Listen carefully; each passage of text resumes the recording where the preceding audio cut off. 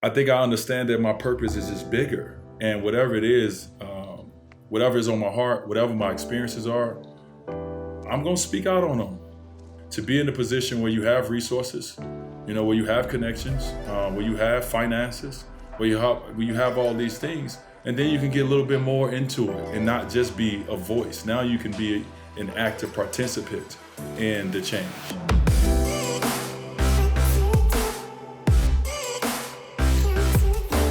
Hey everyone, welcome back to On Purpose, the #1 health podcast in the world. Thanks to each and every single one of you that come back every week to listen, learn, and grow. Now, you know that I'm always seeking out new stories, ideas, people who have an incredible purpose in their life, have had immense success, but are sharing their story in a really beautiful, powerful way. And today's guest is going to blow your mind. I'm speaking about the one and only Dwyane Wade, of course, known for being an American professional basketball player, one of the best players of his era, who won 3 NBA championships as a member of the Miami Heat. He was a 13-time NBA All-Star, an 8-time member of the All-NBA team, and a 3-time member of the All-Defensive team. And he recently released a photographic memoir with more than 100 photos from his life on and off the court. And this book, I was just saying to Dwyane, welcome to the show, is a work of art. Like it's so beautiful. I mean, the pictures, the choices, the words in between, it is a work of art. And I want to congratulate you, Dwyane, on this incredible achievement. And welcome to On Purpose. Jay, thank you for the introduction, man. That was, listen, are you open for the Hall of Fame 2023 possibly? That was amazing. That would be an honor. That would be an honor. That would be my honor. So you just let me know where I need to be. I will be there. All is good. Well, as we talked about, this is my art. This is my photographer, Bob Metellus art. This is Justin Tinsley, who was a co-writer on this. This is his art as well. And so to be able to present a book that looks like art, it shows you how much care and how much work went into this project and this something that's so personal for me. So thank you for saying that. Yeah, absolutely. Absolutely. And I can't wait for everyone who's listening and watching. I highly recommend you go and grab a copy. Whether you're a basketball fan or not, there is so much on and off the court in this book that you're going to benefit so much from it. So Dwyane, let's dive right in. I want to start by asking you, when you're compiling a book like this, when you're looking at pictures, old and new, what is it doing for you emotionally? Like, tell me about not the physical journey of compiling, but the emotional journey of putting a book together like this. For me, like going through these photos, there's some very personal photos inside this book. This is me trying to show Jay the human side of me. As someone who's a public figure, sometimes the human side of you get lost. And so what I wanted to capture is that part of me. And so I'm able to go into these photos, and some of them, it showcased my childhood, whether it's showing the complex that I grew up in on 59th and Prairie, or whether it's showing my kids or whatever it is. I'm able to go right back into that moment, and I'm able to kind of relive some of those things. And, I love that. I love going back and remembering little Dwyane and the promises that he made and the dreams that he had. I love going back and revisiting it. When you were capturing all these memories since the beginning of your career, did you ever have any idea that it was going to go this well and be this great? And or like, what was the process? Because I always feel like, now everyone's lives are documented because of social media and video, and content has become so easy and cheap and free. But, when you started documenting, it's like no one knew where this was going to go. Where did you feel it was going to go? I had no clue. And that's the beauty of life as well, is the unknown. And so only thing I knew was be a good person, work hard, treat others the way that you want to be treated and you want others to treat, your loved ones. Work hard. I just knew these small things in life that I carried with me, and I tried to put that in everything I did. And, I think Will Smith said it, and I'm going to mess it up, but he said, you work hard every day and you get up every day and you just work hard and you mess around and you end up having a good life, because just every day you choosing to work hard. And so I worked hard every day and I messed around and had a good life and a good career. Yeah, a great career, man, a great career. Now you mentioned in the book, I love this, and I love even how you've structured the book. So for anyone who hasn't got the book yet, the book is structured in the same way a game is structured. So you got pre-game, first quarter, second quarter, halftime, third and fourth, and post-game, which I love. I love that thought process and getting into your mindset and your life in that way. One of the most beautiful things you mentioned is that in the book, that every tip-off, you always close your eyes, bow your head, and you talk to God. And when I read that, I was thinking, wow, that is so special to be doing that in a tip-off, which is like, there's stress, there's pressure, there's the fans, there's, everything's like quite heightened at that point, but you're able to close your eyes, bow your head, and talk to God. I wanted to ask you, what do you say? Why has that been an important routine for you? Yeah, Jay, it goes back to, my childhood. I look at myself as spiritual. I don't look at myself as Christian or, any other terms. I look at myself as a spiritual person. I felt I've always had a personal relationship with the version of who I feel my God is since a very young age. And I've always communicated very well with him. And he's a him to me, could be a her to someone else. And so I've never lost sight of that. And for me, growing up as a young kid who got a lot of things put in his path to try to stop him from getting to where I am now. And knowing throughout that process, my faith was so strong. I wear number 3 partly because of the Father, the Son, the Holy Spirit. And at that moment before a game, I've done it since I started playing basketball, is I always take a moment and just be thankful. I'm thankful for the places that I'm allowed to go. I'm thankful for the places that my God has taken me. I remember being little Dwyane, crying, going to bed with no food in my stomach, just crying, asking God to allow me to be the one to help get my family out of, poverty. And to be in that situation, to be on an NBA court and to look around before every game and see 20,000 fans, see a little kid that's somewhere with your jersey on, just trying to get a glimpse in a moment, like to understand that you're one of the best players in this game. I'm thankful. And so before every tip-off, I just wanted to express how thankful I was to my God. Yeah, that's beautiful, man. I love that as a centering and guiding principle for each and every one of us, that even in that moment, you're able to have that stillness internally, to set that intention and, whatever it means to you. I appreciate that it's you making sense of what that word, what that feeling means to you. It's not about any other external definition, but about your own. I wondered, did you ever talk to your God after the game or during the game? Were there any other moments throughout the game? Throughout the entire game. All the time, man, all the time. Do you ever remember a specific game or a specific moment where your conversation with God was interesting, or that we could dive into that moment? Let's pick any. Let's pick losing game 2 of the NBA Finals in 2011, up I think 15 points. In the fourth quarter. Let's take that. You're like, God, what's up?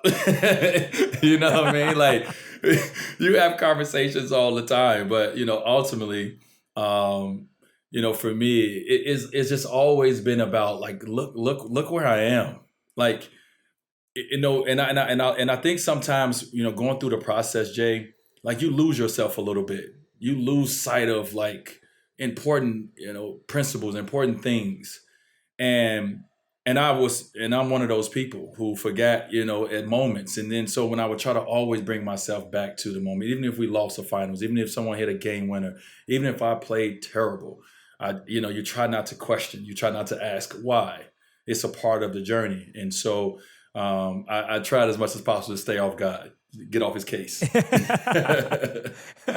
I love that, man. I love that. One of the things you talk a lot about in the book that comes through with the images and pictures is, the foundation you had through coaching. and the people you had in your life. And you say something beautiful. You say, as a professional athlete, you have to trust a lot of people with your body. And I thought that this was fascinating because, as an athlete, of course, you have trainers, you have coaches, and even in our lives, we trust people with parts of ourselves, whether it's our mind, our body, our life, our friendship. How did you know in the beginning, or how did you develop an approach to finding out who you could trust with your body and your career versus those you couldn't trust? Was there a way that you sensed or started to learn and know how to make those choices and decisions? Yeah, I think it's gut. If you don't have someone in your life that can help, put you with certain people, and like big mentors throughout your life, or a father figure who has certain relationships and all these things, then a lot of it is going to be on your gut feeling. And so for me, I've been one of the luckiest human beings in my eyesight, for the sense of having people put in his life that have really made huge impacts, who have really been there for the good and not for the bad.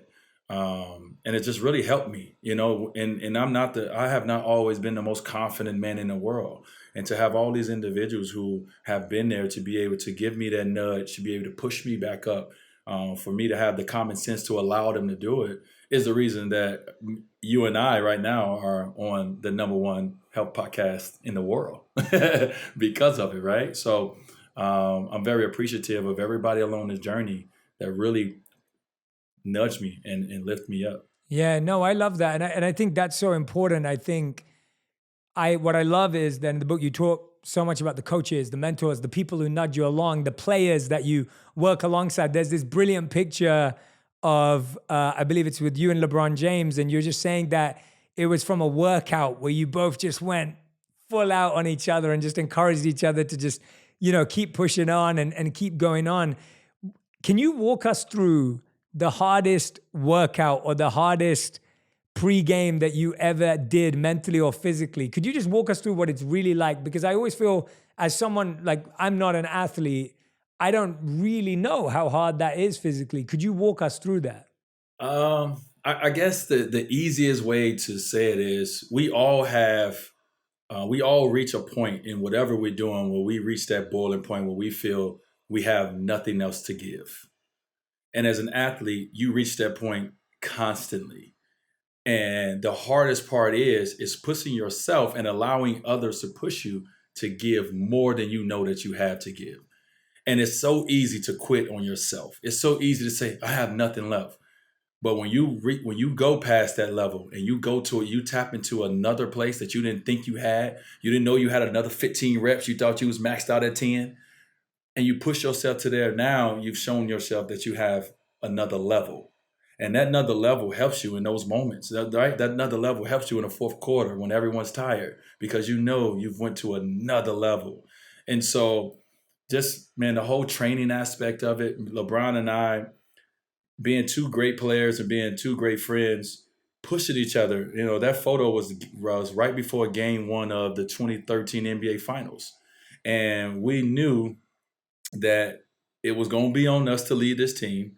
And we knew we were about to be in a dogfight because we were playing the San Antonio Spurs, and they were going to test us physically and mentally and emotionally in all the fields. And so that was getting ourselves steeled and prepared for what the series was about to hand us. Yeah, that's amazing. I love hearing that, because you're so right. We always quit on ourselves. I mean, I remember the closest thing I can compare is just when I lived as a monk, you'd always think that you'd meditated enough or you'd pushed yourself, and our teachers would push us a little more. And then you get to a day where you meditated for like 8 hours and you're like, oh, wow, like I didn't think I could do 8 minutes if I was left to do it on my own. And you start to realize the value of association, the value of those minds around you that help you see more than yourself. And that really leads to, you said about Tom Crean, you said he believed that I could be something more than just a basketball player.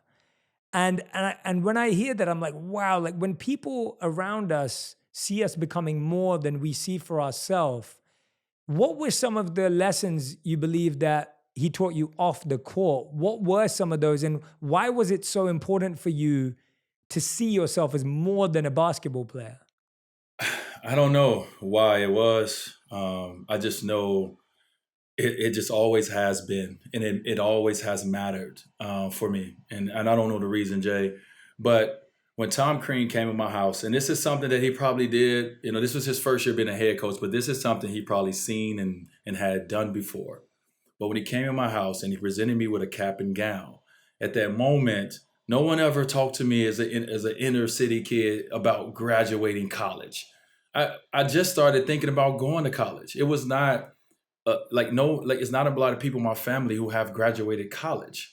This is not a thing. This is not something that you just do. So when he presented that to me, at that moment, I started looking at him differently. It wasn't just about what I can do for him on a basketball floor. He was talking about my future.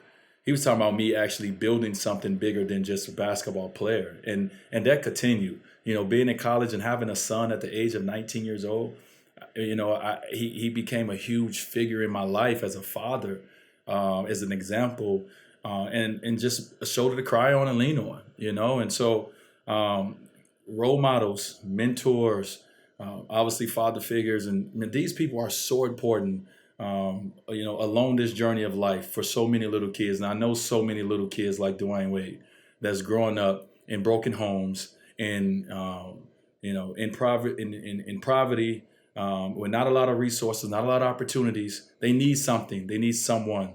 And to be able to have those individuals in my life is the only reason, once again, that I'm able to sit up here and even have a voice or a microphone to even talk about it. Yeah, when you look at that time and you've referenced it in this interview and of course in the book, like, growing up in poverty, growing up with very little opportunities or resources, not having those options, what was the first time you felt that there could be more, that you could do something with your life? What was it? Who was it that right in that very moment, in that beginning, when you were in that pain and in that struggle, that made that feel possible? You know what, Jay? I've always felt it. Like I didn't know what it was, but I just never felt like I don't want to say that I fit in. I just always felt that I thought differently and I looked at things differently.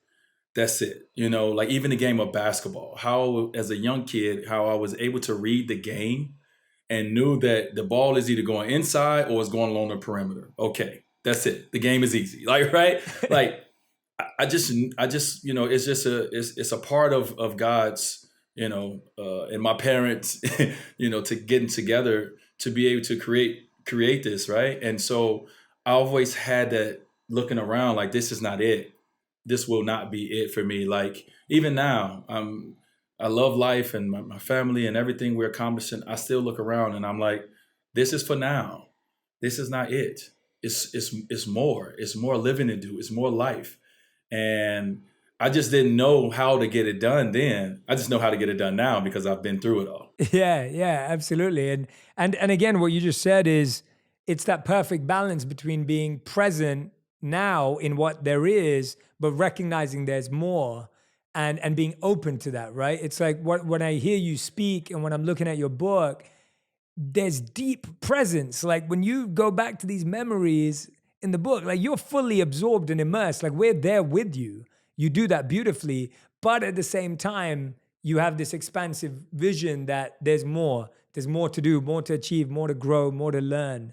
And I feel like that balance is really rare. You don't, people are either in the future or they're in the present, but being able to go between the two is a really powerful skill. And knowing that, you've been able to spot those patterns and see that from the beginning. Yeah. What do you think was one of the best decisions you ever made in your personal life or professional life that made a huge impact or decision in your overall life? Well, I think going back to the last point, and this point I wanted to make was the ability to be able to appreciate the past, enjoy and really focus and live in the now, and not be satisfied with that, and be able to visualize and look towards the future. And having all three of those, my mind is always moving, and I'm going back here, and I'm coming here, and then I'm going there, right? And I thank God and I thank everybody for the ability to have openness, like to be open. If you're open in this world, you will have experiences that you never could have imagined. But if you're closed-minded, you're going to live in a box. And I just never wanted to live in a box. And so my decision was to be open. To my first initial reaction is out of fear, and is out of something that I've never experienced before, or I may not have a lot of knowledge on. So I'm immediately going to be fearful and say, no, I don't want to do it because it's uncomfortable. Who wants to look stupid? Who wants to be wrong? But somewhere, somehow along this journey, someone smacked me on the head and said, here, take this openness and go off and live life. I love that. I love that, man. And I hope everyone who's listening and watching right now feels that they're getting that openness thrown at them through Dwyane as well, of like, just being more open to it. And one of the things though that I was, what? I love this juxtaposition between images and words. Like to me, all the art in my house as well, it's images and words. Like I feel like a lot of people just like to look at pictures and images. A lot of people obviously are fascinated by words and lyrics. To me, when I see this book, I love it because it's both together. And there's this beautiful statement that you make that patience is always the hardest virtue to learn. We always hear patience is a virtue, but you go and say patience is always the hardest virtue to learn. And I was like, what made you realize that? Like, where was patience hard to learn in your life? In every aspect. Like sitting in traffic, it's hard to have patience. You know what I mean? I live in LA now. It is hard to have patience in traffic, right? Yeah. But I think especially now in 2021, we are a world that we want to get there. We want everything like this. When we get in our car, we want to get at our destination right away. We don't enjoy the journey. We're not enjoying the journey no more. And it's like, even like with our phones, we could be in a car and it's an hour drive and your head is down the entire time. And you've missed so much about the world, you know what I mean? That we're just not looking up anymore. And so to me, having patience, and even when I get in the car, I'm like, it's an hour drive. Cool. Let me enjoy this hour. Let me get my music right. Let me get my podcast right. Let me put my top down and see the mountains and see the sun or whatever it is, right? We want to get to things right away, and we don't want to have patience and let things happen the way that they're supposed to happen. What was the hardest thing in your life to be patient about? Like with your achievement in basketball, like what was the thing you were most impatient about? If there was something you were really impatient about and that you had to realize you had to slow down and work towards, what was that achievement in basketball? I wanted it right away. Like when I was in school, I wanted to be known. I wanted to have scholarship offers. I wanted praise through man. Like I wanted that. I needed it. I felt. And that was something that now that it didn't happen for me that way. My journey was a little slower. And now I look at my journey and I'm like, man, that journey built character. And without that journey, I don't have I'm not able to look at it from this perspective. And this perspective makes me appreciate, everything. And so I have this same conversation, Jay, with my son who's going through his own journey. And he wants it now. He wants to be a superstar now. He wants he wants everybody to like the way he played now. And it's like, have patience. Appreciate the journey, because this is creating a story. You're creating your own legacy, right? We're all born with a blank canvas, and we're able to go out and find a paint, and we're able to paint your own story. Don't let no one else paint on your canvas. It's yours. It's blank. Paint it the way that you see fit. And so, that's just how I approach it. I don't know if that makes sense. It makes a lot of sense. That's just how I roll. I was about to say that is such beautiful advice for a young man. Congratulations to him, by the way, on the recent news. But like Thank you. To hear that from your father, I think is so powerful. And I'm sure that if there's any mothers or fathers listening right now, or anyone listening right now, hearing that from you is massively empowering, right? Because I feel you're spot on. We're living in that culture, driving, social media, technology, NFTs. Anything. Everyone just wants it now. Crypto, like whatever it is, the six-pack abs, the incredible body, whatever that means. Like, we all want it right now. How is your relationship, Dwyane, do you think, how did your relationship with praise and fame and validation change over time. I'm always intrigued as to, how did your relationship evolve with fans, with criticism, with good games, bad games? Like, how has your relationship with praise and validation evolved or changed over time? I feel that the more my life has gotten to a place where it feels more complete, in the sense that my mom's in my life, she's healthy. We have a great relationship. My dad's in my life, he's healthy. We have a great relationship. I have a great relationship with my wife. I have great relationships with my kids, and I'm building better relationship with my kids as well. And so the closer I've got to the things that I've always wanted and needed, um, I've gotten better about what people say about me, or the perception of who I'm supposed to be. But when I was younger, I needed that. Like I said, I wanted praise through man. I needed attention. I wanted to be famous. I wanted to have my jerseys being a number one selling jersey. Like, the insecure little boy in me needed that from others. You know what I mean? And then I got to the point, as things started becoming better in love and in family and in friends, and I started feeling more whole, I stopped needing that. I stopped caring about it. And so I understand the journey of a young kid, of my son who's 19, who can read 33 comments under his photo and feels like the world is coming down on him. I understand it. But at the same time, I'm 39 and I'm able to look back and say, that's not going to matter. You know what I mean? What matters is you. What matters is what you put into what it is that your dreams is and what you want to do. Yeah, well said, man. Really, really beautifully said. I often feel the same way, that when you know that the people, and it's what we started with when I was sharing with you the intention at the beginning, it's that you realize that ultimately the only opinions that matter are the people that deeply know you. Like, most people don't know you deeply, and now you're giving us an opportunity to get to know you deeply through through this beautiful book and memoir. But it's the people that know you truly and deeply at the heart. They're the ones that matter, and you can't take someone who's behind a keyboard seriously, because you don't really know who they are and they don't know who you are. But we do outsource our validation and our self-assurance and our self-esteem to everyone else. And I love hearing that. I wonder, how does your son react, though? Be honest with you. How does he react to that? Does he go, how does he hear that? Does he go, oh, Dad, it's all right for you because you're so successful? Or how does he respond to that? I'm intrigued. He receives it. The one thing I love about Zaire is he receives things, and he decides how, he wants to pursue things from there. But he receives the things I say, but at the same time, he also understands that, you know what, Dad, you've never been Zaire Wade. You know what I mean? You've never really lived this lifestyle that I've lived. No one is really, that we know in our family, no one has lived the Zaire Wade life. Mm-hmm. I know what it's like to come from nothing with no expectations. But I don't know what it's like to come from something with expectations. Yeah.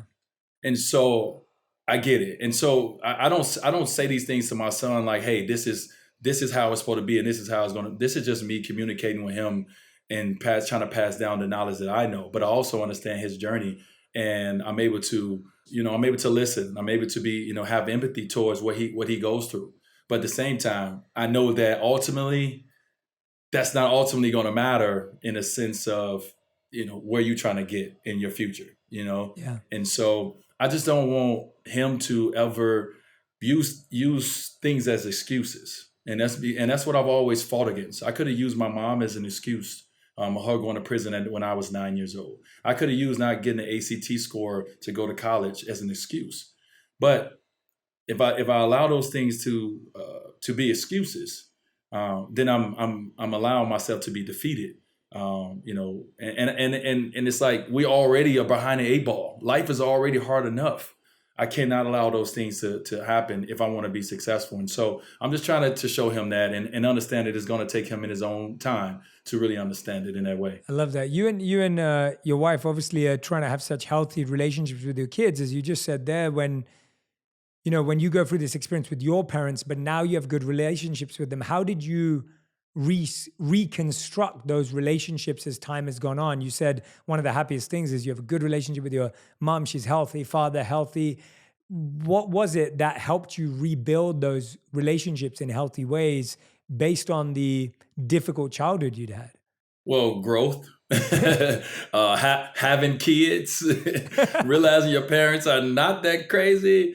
But outside of that, getting to know them. I really, you don't, when you're a kid, you really don't know your parents. You know these rule setters. People who take care of you and say no or yes, whatever. You don't know your parents. And so what I've been trying to do and what I just got done doing this weekend, we just came from Utah, is I'm getting to know my parents and I'm getting to know each one individually. And I'm also getting to know them around each other. And they've been knowing each other since my dad was like 15, 16 years old.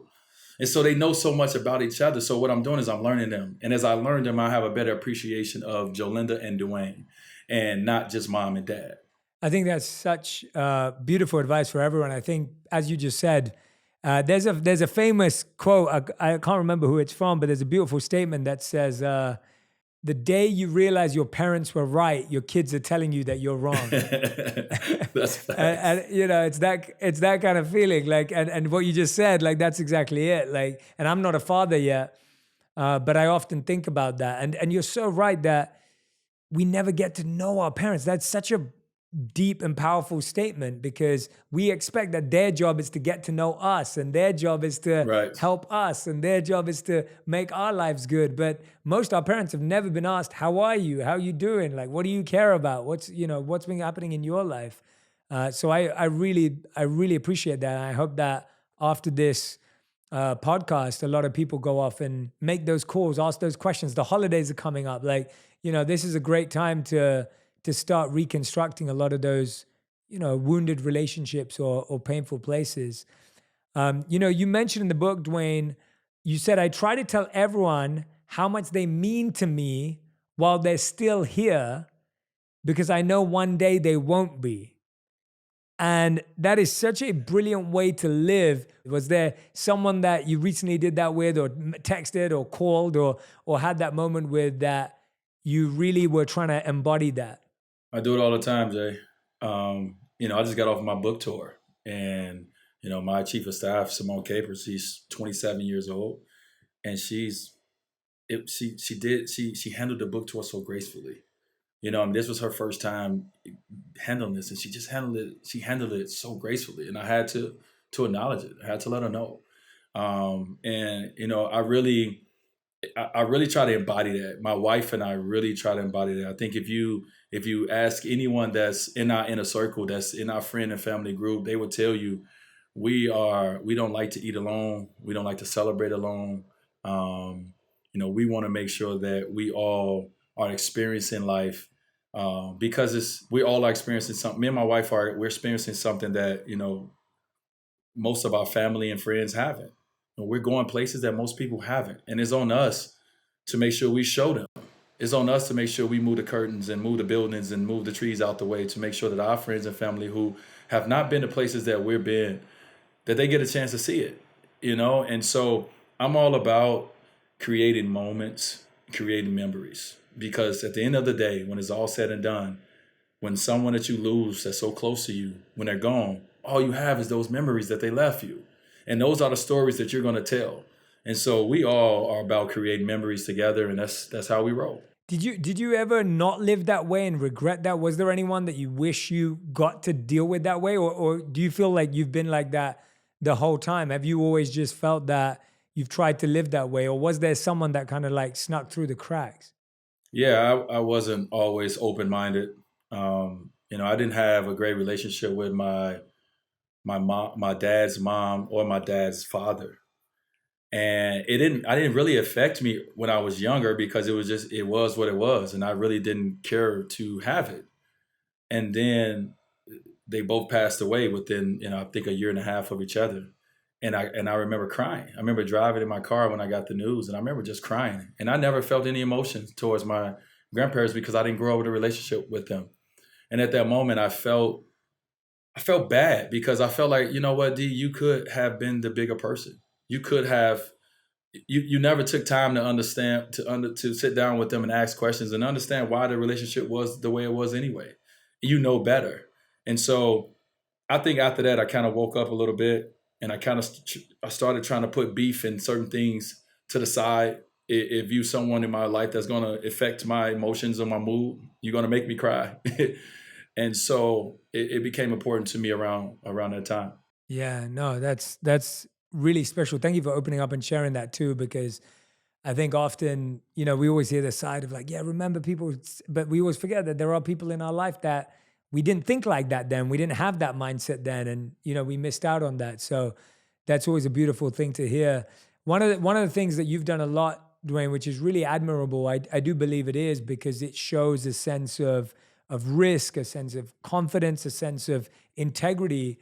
Uh, we're all aware of the police brutality that's been happening in Black communities for far too long. And for you speaking up about this topic, supporting conversations around it, trying to make change, using your platform for that purpose has been an important part of your work. And you say that, what's the point of having a platform if we're not using it for this? Can you walk me through what that experience has been like from going from a young Black man growing up in an inner city, like having that pain and pressure yourself, to now being obviously a powerful, influential individual? Tell me about how it feels different and what's changed, if anything. You know what? I was just talking about this the other day, and I hope this analogy makes sense to to all your listeners. Sometimes, and I'll talk to my son about this thing called imposter syndrome. Right? Sometimes I feel like I'm like I'm an imposter. Like I feel like I'm that kid that snuck behind the tall kid, and no one has caught me.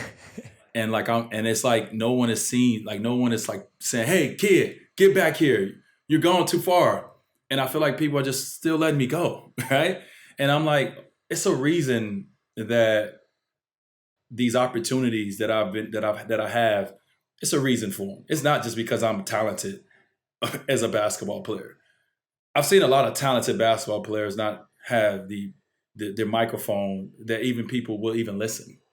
It doesn't matter about that. So I think I understand that my purpose is just bigger, and whatever it is, whatever is on my heart, whatever my experiences are, I'm going to speak out on them.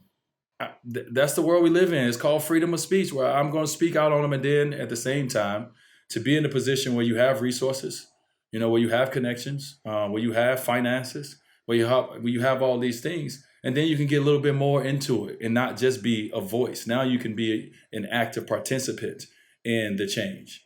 And so that's what I've tried to do in my Wade's Family Foundation, Wade's World Foundation before that. That's what Carmelo Anthony, Chris Paul, and I are trying to do in our Social Change Fund. Is we're trying to make sure that we be active in the change that's happening in our communities. What have been some of the changes, Dwyane? Could you walk us through that? And I know you're a very humble individual, so you're not going to go off and talk about all the massive change you've made, but I'd love to hear about some of the work that you're doing that you feel is really having an impact in the communities and the lives of young people in those communities, because I think it's so fascinating to people to realize, like you said, it's not just about a voice, it's not just about social media, it's about actual change in these cities. Could you walk us through some of that stuff? Yeah, without going into, oh wait, well we done this and we've done this. I think the best thing that I know that I can do, and Mello and CP has the same mindset, is I have about 9 jobs, Jay, and I'm a father of a lot of kids, and I'm a husband, and all these things. I understand where my strengths are and my weaknesses. I understand where my limitations are. But I also understand that I have a passion, and we have a passion for our community. And so it's people that's out there on the ground that's actually doing the real work. And what I've tried to do throughout my entire charitable efforts is support the people who are doing the work, the programs that are doing the work, the individuals that are on the ground, going to jail for this, boots on the ground in the community. Those are the people we want to support. Those are the people. That's why the social change. That's one of the reasons the Social Change Fund was formed. That's one of the reasons why the Wade's World Foundation was formed. It wasn't for me to get any acknowledgement. It was for us to be able to raise enough money to be able to pull our resources together to give back to the people in the community that's doing the actual work. Yeah, no, and I knew that. I just wanted to hear more because I genuinely admire that work so much, and hearing you speak about it, is really impactful for a lot of individuals, because I think sometimes, it's like what you were saying about being more than a basketball player. Like and today I'm not focusing on the basketball, because I think I love seeing everything else that you've done by building this incredible empire and this incredible impact, and the heart that you do it with. And I want to understand how your experience has been so far, being a business person and having ownership of the Utah Jazz as well. Like, that's a whole nother part of you as well. What's the biggest thing you've learned so far from that shift? Are there certain things that you're using from the sport in the business, or are you learning completely new skills? They say if it ain't broke, don't fix it. And so, and I talk about this in my book a lot too, right? I feel that, the sport that I played, basketball, is so many lessons in there that are metaphors for life, that are life experiences. And so if I can be successful in a sport that is very hard to crack, if I can be one of the players to get drafted out of 450, or I could be one of the greatest players of all time, then I know what it takes to be successful. I've already cracked that code. And so don't reinvent it. Just take the lessons that you've learned along this journey and apply them to this life. And that's what I've tried to do. And so for me, Jay, if my jumper was off, if I didn't know how to dribble, if I wanted to learn a move, I would go out. Or I want to get stronger, I'm going to go out and hire a trainer. I'm going to go out and hire somebody to help me, right? Fix that or work on this. So I'm going to do the same thing in this life. I'm going to come out here and I'm going to think, okay, what is my trainer? Therapist, trainer, vocal coach, trainer. All these different people are trainers to help me become the best version of me. Same way I would have done on the basketball floor. And that's how I've decided to approach the pregame of business and, being Dwyane. Yeah, no, I love that. What a great mindset. And I love the analogy with the trainer. That's such a brilliant way of thinking about it. Dwyane, I have to ask you this, because, you have a whole section here that in the book that's dedicated to Kobe Bryant. I was fortunate enough to interview him on the podcast. You always said how much of a fan you were, how much you admired him. You had a beautiful brotherhood with him. What was the biggest thing that you feel you took away or learned from Kobe, consciously or unconsciously, that you felt impacted you deeply till this day? You know what? I think the basketball side of it is watching someone who has a God-gifted ability. Like, God blessed Kobe Bryant with so much ability, but to be able to watch him work that ability. Yes. Like, that right there, I've seen a lot of people who has been gifted with just talent, and they don't do anything with it from the standpoint of working their talents. And so to watch him as an athlete really get the best out of all his God-given ability, I mean, that's inspiring. But for me, watching Kobe Bryant retire was probably the most impactful part of the whole journey. That's, for me, it hurt as he was a leader. Like, I retired after him and I'm like, okay, I'm going to follow Kobe. Like, I'm going to see what he's doing. And we all like to have those people to chase. And so he was that person that we can look at and say, you can retire differently. You can do this differently. He won an Oscar, well, I think 1 or 2 years after retirement. Like, the things that he was a part of, the books that he was writing, the universe he was taking us in. I mean, the body armor of it all. It was amazing. And so what I learned from him is that it is another way to do it. It is greatness after basketball. And you do not have to wait on it. Yeah, absolutely. I think, and I see that, I remember when I interviewed him, I remember he was so satisfied and peaceful and blessed, in your words, in retirement. There wasn't this feeling. And I feel similar to talking to you today, like, you're joyful in retirement, you're excited, you're passionate. Like, there's not a loss of that from the loss of a part of the biggest identity that you've played in your life.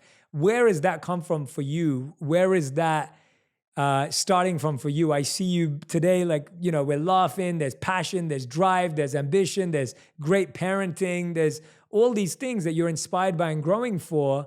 And that shows me that even though you've let go of the longest part of your career identity, there's an identity beyond that. Man, thank you for that. You know what? My wife makes fun of me all the time. She says that every morning I flee out of bed. I'm talking about covers back, go. And my wife was like, I don't understand it. Why are you so happy in the morning? And I'm like, because every day I wake up, I get to create something. I get to imagine something. I get to inspire someone. Like I'm a little black kid from the inner city of Chicago. And that just got me. I just got a little emotional. I'm a black kid from the inner city of Chicago that no one's seen, no one gave a chance to. And to be able to have that opportunity every day when I wake up, it's everything. Jesus Christ, that right there is crazy. It's important. It's beautiful. It comes through in the book. It comes through even more when I'm speaking to you today. I've been watching all your other interviews, and I love seeing someone who just is, sharing their blessing with so much grace. And so it's really powerful, Dwyane. It's someone get him a tissue on that side. I would give you one if we were in person. Man, that hit me. I don't even know. I don't think I've ever teared up on besides winning a championship on TV or on any platform like this. Like that's real. I don't know how, people don't get a chance to talk to a lot of little black kids in the city of Chicago. They don't get a voice. You don't get to hear their stories. Yeah. You get to hear a little bit of, it's gang infested, drug infested, whatever the case may be. You don't get to really hear their stories, man. And it's not lost on me that I was that kid. I can clearly remember little Dwyane. Yeah. I can clearly remember. And so, man, I'm just thankful, bro. Yeah. I'm just really thankful for all the blessings. But most importantly, just the people I get to share it all with. To me, that's everything. If you want even more videos just like this one, make sure you subscribe and click on the boxes over here. I'm also excited to let you know that you can now get my book, Think Like a Monk, from thinklikeamonkbook.com. Check below in the description to make sure you order today.